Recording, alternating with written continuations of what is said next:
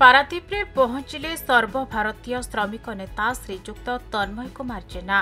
प्रबल वर्षा सत्वे हजार हजार श्रमिक स्थानीय दोछकी पहुंची श्रमिक नेता स्वागत करने सह स्थानीय बड़पड़िया संघ कार्यालय पर्यंत पाछोटी नहीं। श्रीजुक्त जेना 3 दिन धरी पारादीप रे रहिबा सहित भारतीय तैल विशोधनागार कर्तृपक्षों सह श्रमिक मानक सेटलमेंट उपरे गुरुत्वपूर्ण आलोचना करेंगे। अनेक समय श्रमिक माने एठारे विभिन्न ठेकादार और संगठन द्वारा शोषित होता बेले श्रमिक माने किपरि सेमानकर न्याय्य दाबी हासिल करेंगे सेने आगामी दिन में अनेक कार्यपंथा संघ पक्षर ग्रहण कराजिबो बोली गणमाध्यम को से तांको प्रतिक्रिया रे कहिसेंते। तेबे तन्मय जेना सर्वभारतीय महान श्रमिक नेता स्वर्गत घनश्याम जेनाकर पुत्र अटंती।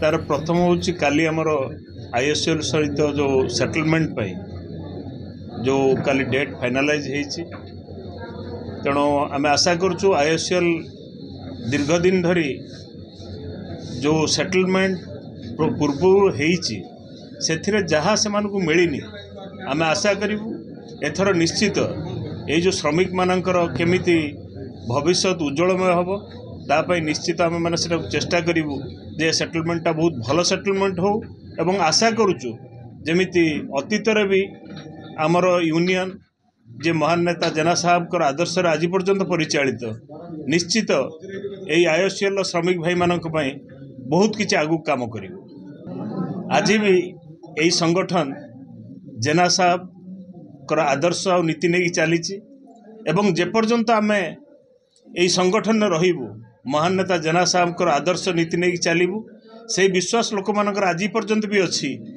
ये संगठन केवल श्रमिक मान काम करे, ये दलाली करेनी। आज पारादीप जिते गुड़े अच्छी संगठन समस्ते मैनेजमेंट सहित मिसिकी लोक मानू जो दयनीय परिस्थिति बाहर करि पारना आम आशा करूँ निश्चित भविष्य दिन में आम यही लोक मान भल भाव कार्य करूँ एवं लोक मानकर उन्नति निश्चित चिंता करूँ। पारादीप संजय सेनापति रिपोर्ट, खबर ओडिशा।